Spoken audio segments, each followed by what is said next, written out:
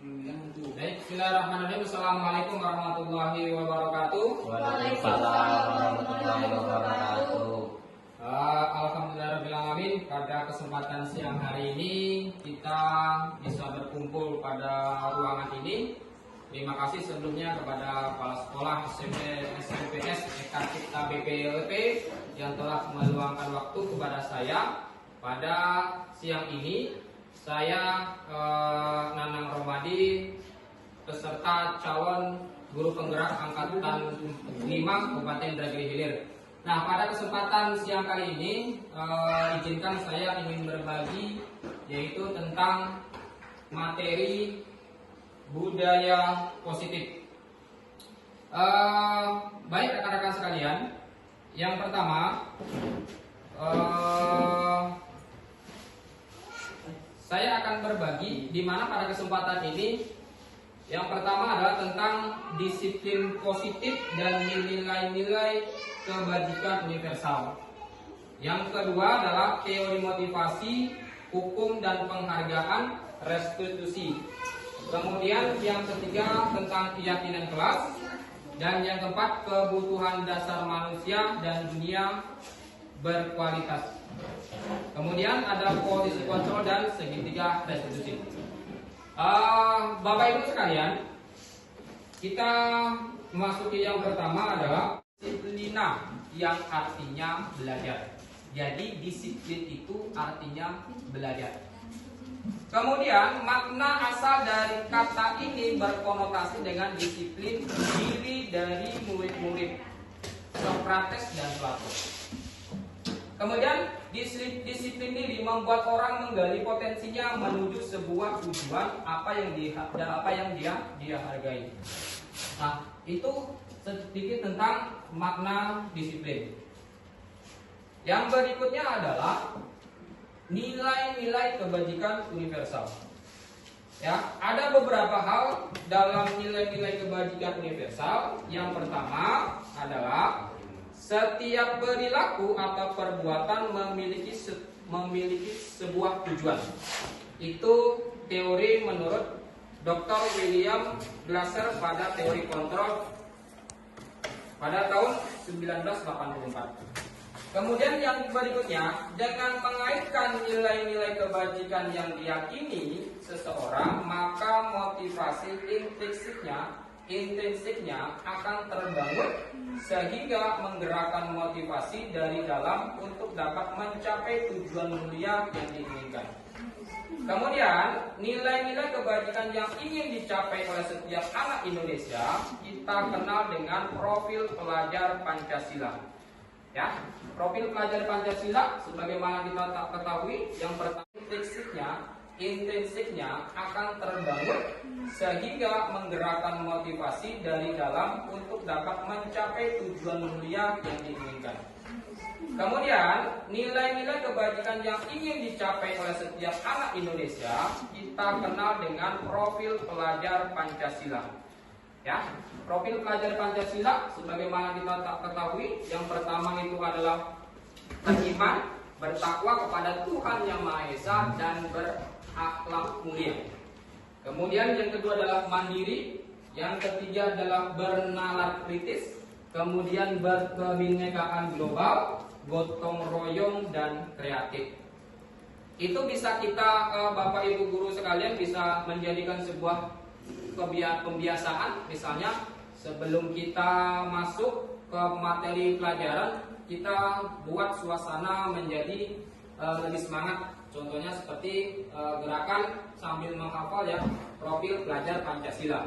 Ya, seperti yang kita ketahui seperti ini 5 profil pelajar Pancasila. 5 ini Pancasila. Berarti pelajar Pancasila beriman dan bertakwa pada Tuhan Yang Esa dan berakhlak mulia, berkebinekaan global, gotong royong, mandiri, kreatif dan bernalar kritis. Nah, itu bisa kita cobakan Bapak Ibu di anak itu.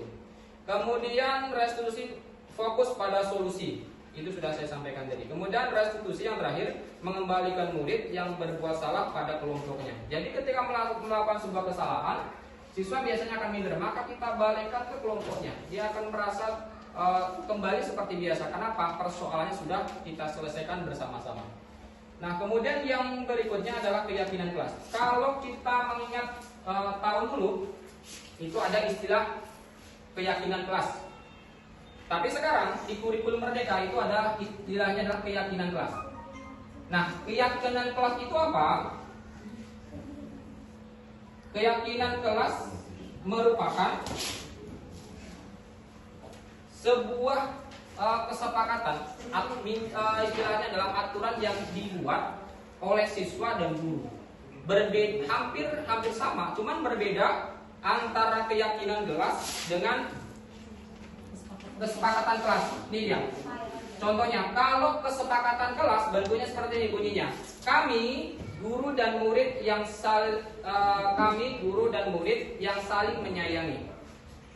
Sedangkan pada kesepakatan kelas datang tepat waktu mengucapkan salam. Itu dia. Contoh lain adalah kesepakatan kelas kami murid yang semangat belajar. Ya, sedangkan pada keyakinan kelas, kesepakatan kelas menjaga kebersihan, tanggung jawab. Jadi kata-katanya sudah berbeda. Kalau sudah selalu kembalikan buku ke tempatnya, ada seperti sebuah paksaan bagi siswa. Tapi kalau kita buat keyakinan kelasnya adalah tanggung jawab, maka siswa akan merasa ini buku sudah saya pinjam tadi dari pustaka. Kalau kita tanamkan rasa tanggung jawab, maka dia harus mengembalikan. Itu dari dalam dirinya, bukan dari siswa, dari gurunya. Nah, yang berikutnya contohnya adalah dilarang mengganggu orang lain, itu contoh peraturan. Sedangkan contoh pada keyakinan kelasnya adalah menghormati orang lain.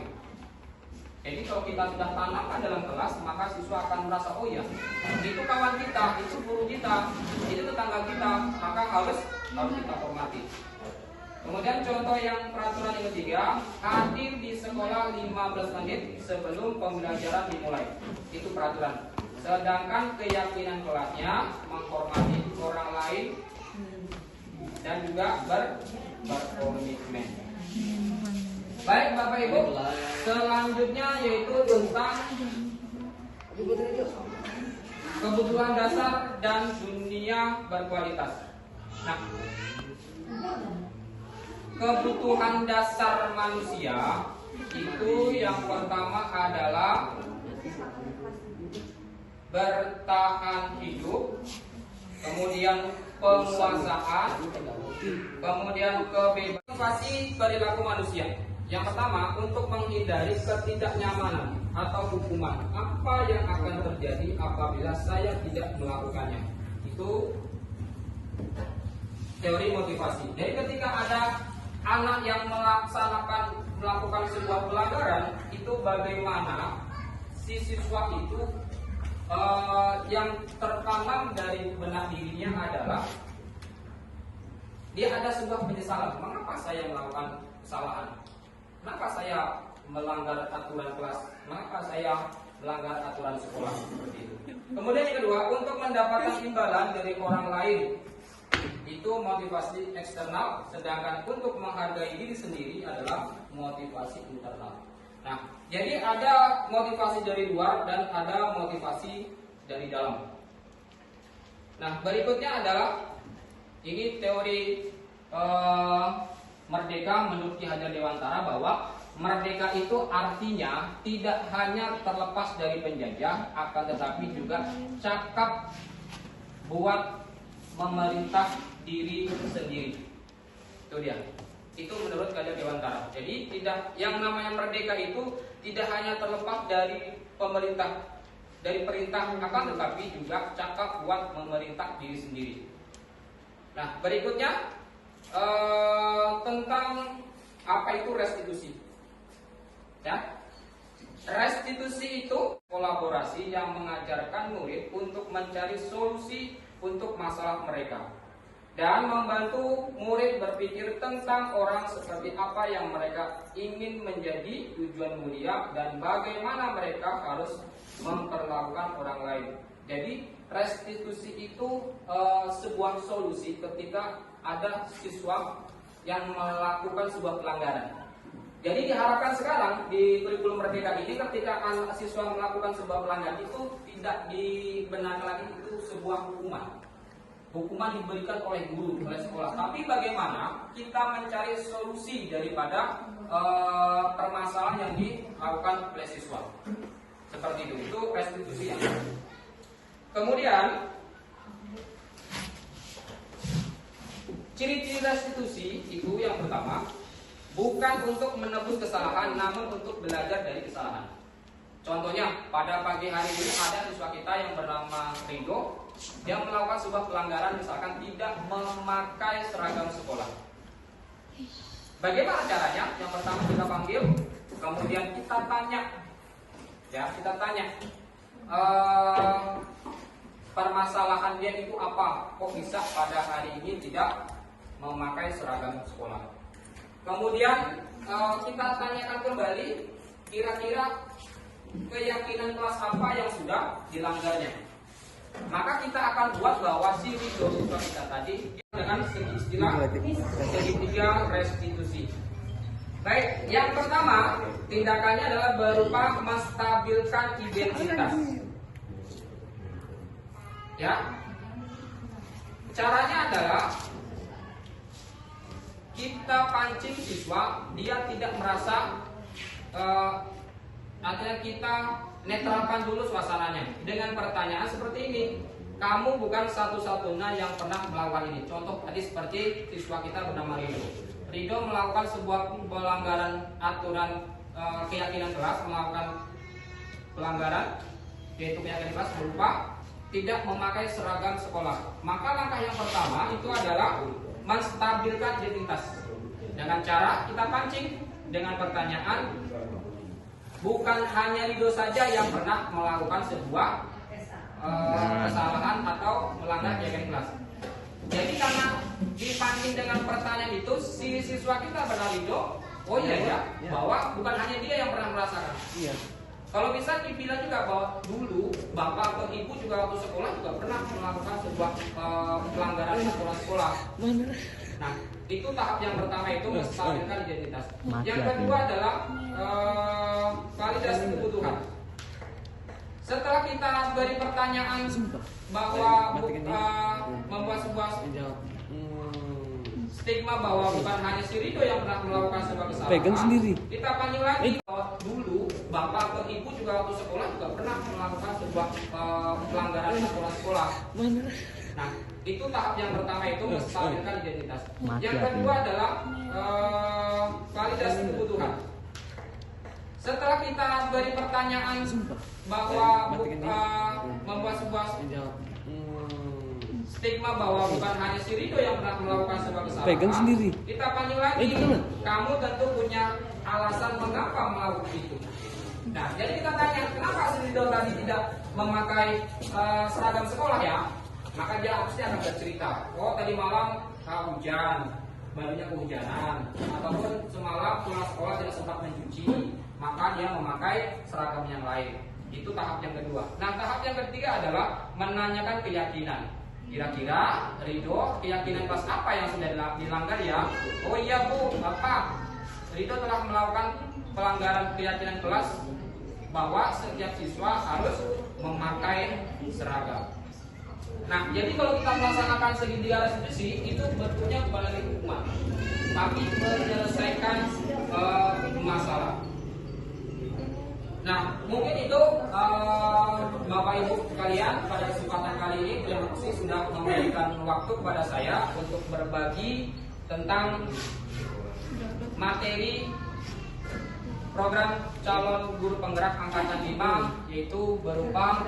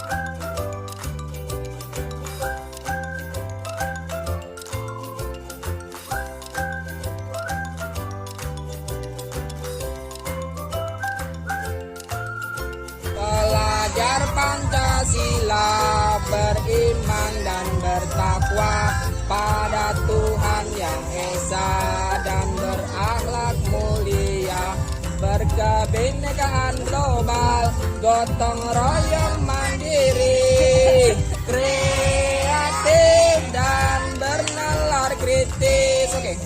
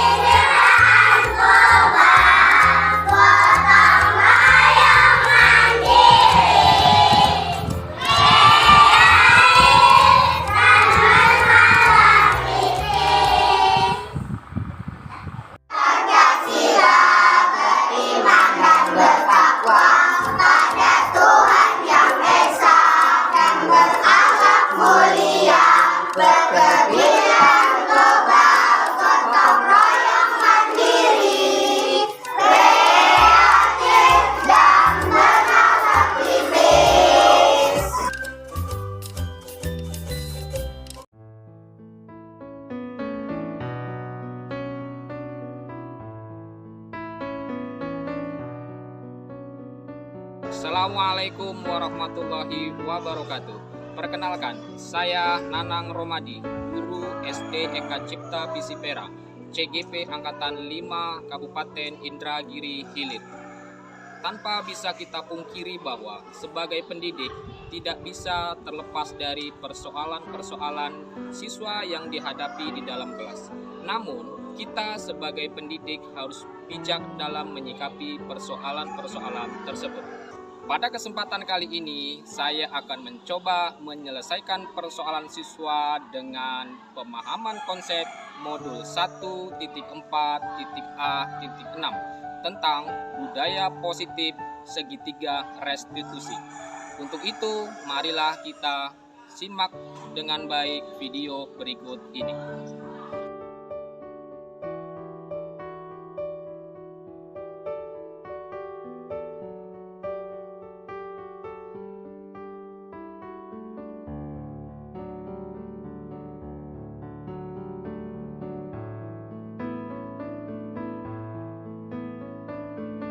Assalamualaikum warahmatullahi wabarakatuh. Gimana kabarnya Syarif? Ya baik ya. Baik, hari ini si Syarif dan Tia Bapak panggil kemari. Kira-kira tahu kan persoalannya apa? Sudah tahu? Oh, baik. Yang pertama untuk Syarif, coba ingat. Tadi waktu belajar Bapak lihat Syarif itu tertidur. Nah, coba kenapa Syarif bisa tertidur waktu kita belajar tadi? Karena begadang main HP sampai jam 2. Sampai jam 2. Ampun. Terus coba Syarif ingat-ingat kembali, keyakinan kelas apa yang Syarif langgar? Tertidur di saat pelajaran. Ya, tertidur saat pelajaran. Berarti tidak boleh tertidur ya. Oke. Syarif punya cita-cita kan? Punya. Cita-cita ingin jadi apa? Cita-cita jadi tentara. Oke, Syarif, kalau cita-citanya ingin jadi tentara, waktu belajar harus serius ya. Tidak boleh tertidur dan anak sekolah tidak boleh tidurnya larut malam, apalagi sampai jam 2 ya. Oke, ingat itu ya. Kemudian si Tia. Tia Bapak lihat semalam itu tidak pakai baju seragam sekolah. Kenapa? Bajunya basah. Bajunya basah. Tia coba ingat-ingat keyakinan kelas apa yang sudah Tia langgar? Seharusnya memakai baju seragam, ya, bajunya basah ya. Oke, kemudian cita-citanya dia ingin jadi apa? Ingin jadi pilot. Iya, kalau kita ingin jadi pilot, yang pertama belajar harus rajin dan harus disiplin. Kalau hari Senin pakai baju hari Senin. Oke, kalian berjanji ya, cari besok belajarnya tidak boleh ngantuk lagi. Kemudian dia ingat ya, kalau besok lagi tidak boleh nanti tidak memakai seragam sekolah ya. Ingat ya. Oke, terima kasih ya.